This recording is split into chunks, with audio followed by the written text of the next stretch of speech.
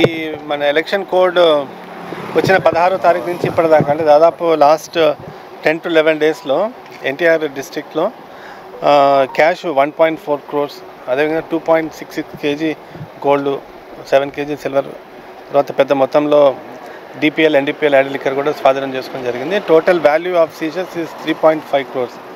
So మొత్తం interstate check post 9 ఉన్నాయి. Within the district 6 run అవుతున్నాయి. టోటల్ 15 చెక్ పోస్ట్ రన్ అవుతున్నాయి.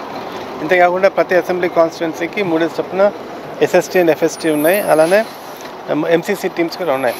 అంటే at any given point of time ఒక 30 to 40 teams ఈ ఎలక్షన్ తాలూకా enforcement యాక్టివిటీలో బిజీగా ఉన్నారు. ఇప్పటిదాకైతే సీజర్స్ ప్రకారంగా అయితే బాగానే వచ్చింది. సీజర్స్ కూడా ఏంటంటే ఫస్ట్ 50,000 కంటే ఎక్కువ క్యాష్ పట్టుకెళ్ళకూడదు ఎవరు. ఒకవేళ గోల్డ్ అండ్ సిల్వర్ ఐటమ్స్ పట్టుకెళ్ళినా కూడా దానికి వే బిల్లు, తర్వాత డెస్టినేషన్ డెలివరీ చలాను, తర్వాత ఇన్వాయిస్ ఇలాంటివన్నీ ఉండాలి. ఏమి లేకుండా తీసుకెళ్ళడం అంటే కష్టం. ఏమైనా గూడ్స్ అండ్ ఐటమ్స్ పట్టుకెళ్ళినా కూడా మోర్ దెన్ 10,000 వాల్యూ గూడ్స్, ఏమైనా ఎలక్షన్ రిలేటెడ్ గూడ్స్ పట్టుకెళ్ళినా కూడా దానికి కూడా వే బిల్స్ కానీ లేకపోతే ఇన్వాయిస్ ఉండాలి. సో ఎవరేం ట్రాన్సాక్షన్ చేద్దామన్నా, ట్రాన్స్పోర్ట్ చేద్దామన్నా దానికి పూర్తి స్థాయిలో దానికి ఆధారాలు ఉంటేనే వాళ్ళకి ఇదిగా ఉంటుంది. ఒకవేళ సీజ్ అయినా కూడా తొందరగా ఆ సీజ్ అయినవి రిలీజ్ చేసే క్రమంలో ఒక సీజర్ రిలీజ్ కమిటీ అని కలెక్టర్ గారు పెట్టారు. సో ఆ కమిటీకి ఇస్తే వాళ్ళ రికార్డ్స్ అన్ని చూపిస్తే సబ్సిక్వెంట్ యాక్షన్ వాళ్ళు తీసుకుంటారు.